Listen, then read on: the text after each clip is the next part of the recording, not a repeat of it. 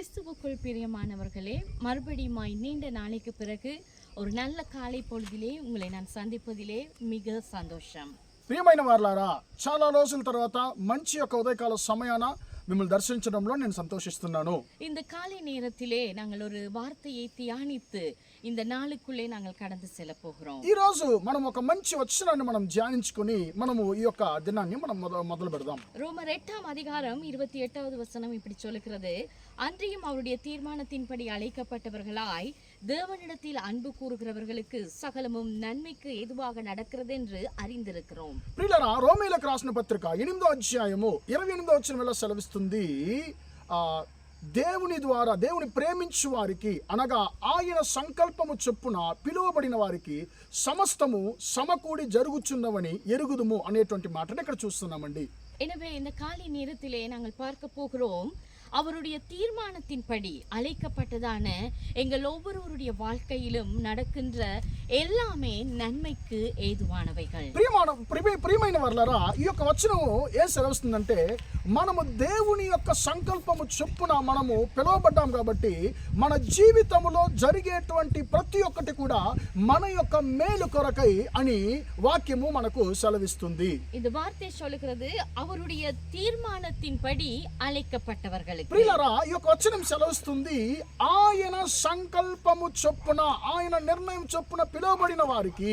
அவருடைய தீர்மானம் என்று சொன்னால் அவர் எங்களை அழைக்க முன்பதாய் உலக தோற்றத்துக்கு முன்பதாகவே அவர் எங்களை குறித்ததான சகலத்தையும் இந்த பூமியிலே ஏற்படுத்தி நியமித்து தீர்மானித்து தான் எங்களை உண்டாக்கி இருக்கிறார். ప్రియులారా, సంకల్పము అంటే ఈ యొక్క లోకము సృష్టించడానికి ముందుగానే, మీరు నేను జన్మించడానికి ముందుగానే నీ జీవితంలో నా జీవితంలో ఎలాంటివి సంభవించాలి అనేటువంటి ప్రతి ఒక్క సంగతిని ఆయన నిర్ణయించి ఆయన నిన్ను నన్ను సృష్టించున్నాడు. அதன் பிறகுதான் எங்களை அழைத்திருக்கிறார். దాని తర్వాతనే నిన్ను నన్ను ఆయన పిలిచి ఉన్నాడు. எனவே நாங்கள் பார்க்கிறோம், மோசேயை அழைக்கும் பொழுது எல்லாவற்றையும் அவருக்கு ஏற்ற காரியங்களை ஏற்கனவே பூர்வத்திலே நியமிக்கப்பட்டவைகள். ప్రియులారా, మనం మోషేను గురించి మనం ధ్యానించుకున్నప్పుడు దేవుడు మోషేను ఆయన ఎన్నుకుంటున్నాడు, మోషేను పిలుస్తున్నాడు. మోషేను గురించి ఎప్పుడు దేవుడు నిర్ణయించాడు ఆయన జీవితంలో ఎలాంటి జరగాలంటే, ఆయన జన్మించడానికి ముందుగానే దేవుడు మోషేను గురించి సమస్తాన్ని ఆయన నిర్మించాడు. ஆபிரகாமை பார்ப்போமே, ஆனால் ஆபிரகாமின் வாழ்க்கையிலே எல்லாமே அவருடைய தீர்மானத்தின்படி நடந்தவைகள்.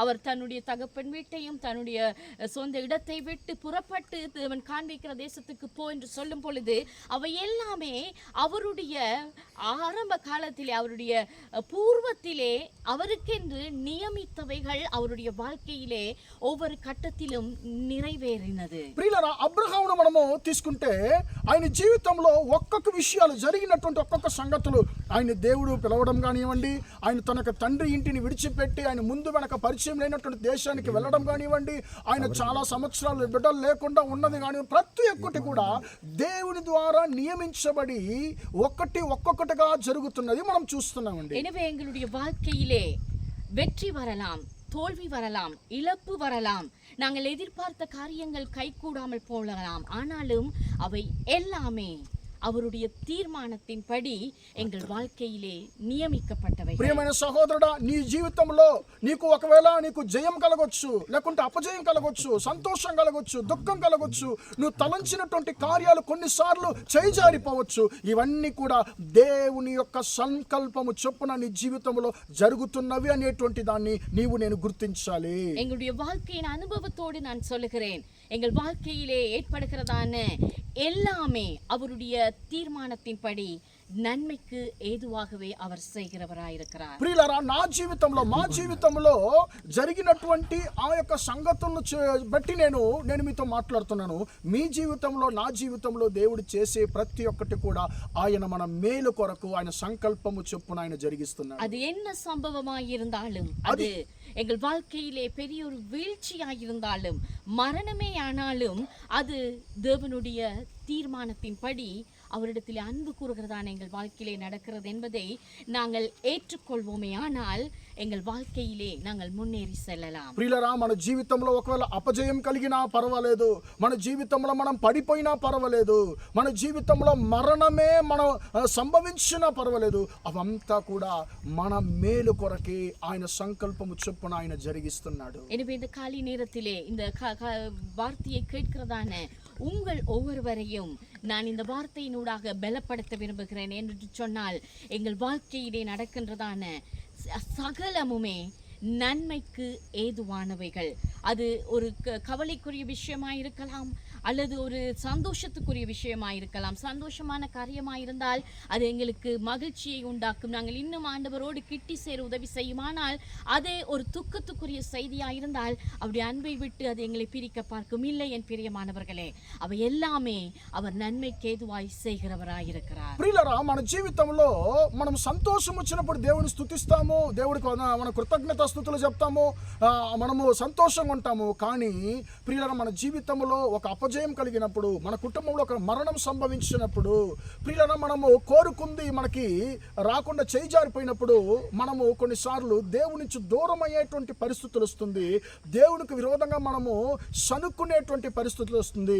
కానీ ప్రియులారా, నేను ఈ యొక్క మాట ద్వారా మిమ్మల్ని బలపరచడానికి ఇష్టపడుతున్నాను. నీ జీవితంలో జరిగేటువంటి ప్రతి ఒక్క కీడు కూడా నీ మేలు కొరకు యేసయ్య జరిగించుచున్నాడు. எனவே இந்த காலை நேரத்திலே எங்கள் வாழ்க்கையிலே எல்லாவற்றுக்காக அவருக்கு நன்றி செலுத்துவோம். என்று சொன்னால் அவர் எல்லா சூழ்நிலைகளிலும் எல்லா நிமிஷங்களிலும் எங்கள் வாழ்க்கையிலே நல்லவராக மாத்திரமே, நன்மை செய்கிறவராக மாத்திரமே இருப்பதினாலே நாங்கள் அவருக்கு நன்றி செலுத்தி இந்த வார்த்தைக்காக நாங்கள் நன்றி செலுத்துவோம். కాబట్టి ప్రియమైన వారలారా, మన జీవితంలో జరిగేటువంటి ప్రతి ఒక్క మంచి చెడు కొరకు మనము కృతజ్ఞతాస్తుతులు మన పూర్ణ హృదయంతో దేవుడిని మనము స్తుతిద్దాము. ఎందుకంటే మనకు ఆయన ఎప్పుడు కూడా కీడు చేసేటువంటి దేవుడు కాదు. మన జీవితంలో కీడును అనుమతించినా కూడా అది మన మేలు కొరకే ఆయన మార్చేటువంటి దేవుడిగా ఉంటున్నాడు. ఒకవేళ అపజయం ద్వారా పడిపోయి ఉన్నావేమో, మనసు సొమ్మసిల్లిపోయినావేమో, దేవుడు నిన్ను లేవనెత్తేటువంటి దేవుడిగా ఉన్నాడు. எனவே இதன் மிகுதி பகுதியை நாளைய தினத்திலும் நாங்கள் தியானிப்போம். நாங்கள் கண்களை மூடி ஜெபம் செய்வோம். ప్రియులారా, దేవుని చిత్తం అయితే ఈ యొక్క మాటను మనము ఇంకొకసారి మనం రేపు కూడా ఈ యొక్క మాటను మిగిలిన భాగాన్ని మనం ధ్యానించుకుందాం. ఇప్పుడు మనం ప్రార్థన చేద్దాం. அன்பின் ஆண்டவரே, உமக்கு நாங்கள் நன்றி செலுத்துகிறோம்.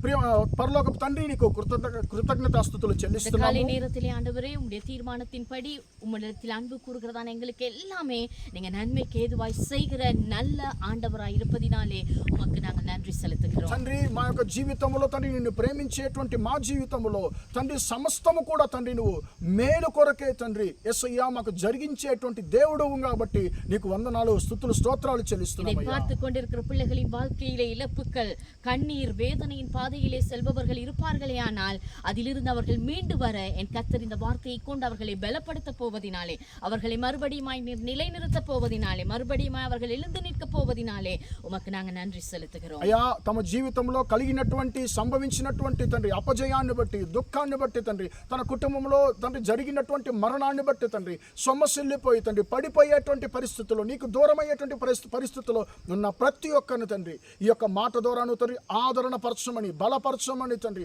వారి యొక్క గాయాలు కట్టి తండ్రి మళ్ళీ కూడా వారిని లేవనెత్తమని ప్రార్థిస్తున్నాను. వారు నీలో ఉన్నటువంటి ఆత్మీయ పరుగును తండ్రి కొనసాగించడానికి కృప దయచేయమని ప్రార్థిస్తున్నాను. எல்லா துதிகன மகிமையும் உமக்கே செலுத்தி இயேசுவின் நாமத்தினாலே ஜெபிக்கிறோம் எங்கள் நல்ல பிதாவே. తండ్రి, సమస్త స్తుతి ఘనత మహిమను నీకే చెల్లించి యేసు నామములో ప్రార్థించి అడిగి వేడుకొంచున్నాను తండ్రి. கர்த்தர் தாமே உங்களை ஆசீர்வதிப்பார். இன்றைய நாள் உங்கள் அனைவருக்கும் ఆశీర్వాదమాய் அமைவதாக. ఆమేన్. దేవుడు దీవించి ఆశీర్వదించును గాక. ఈ రోజంతా కూడా మీకు మంచి ఒక ఆశీర్వాదకరమైన దినముగా మారును గాక. Praise the lord.